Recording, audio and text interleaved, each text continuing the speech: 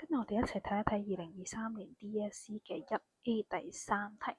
佢話今次喺意外裏面啦，小玲嘅月經意外之前就持續4至5日，但係意外之後咧，佢月經嘅持續時間長咗好多。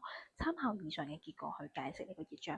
咁我哋其實講話月經，月經來潮，即係我哋嘅子宮內膜。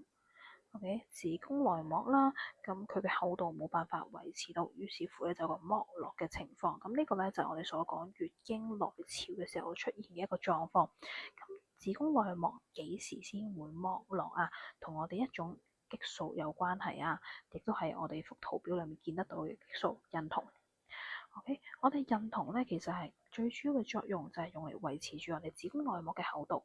當我哋嘅孕酮水平下降，我哋嘅子宮內膜咧就會有個剝落嘅情況，亦即係我哋所講月經來潮嘅情況出現啦。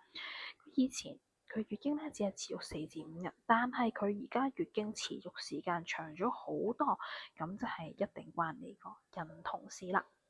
我哋又係啦，對應翻我哋成個嘅月經周期嘅水平啦，同一個正常範圍相比咧，我哋會見得到其實第12至16日，我哋嘅水平咧其實已經比正常範圍為之低嘅啦。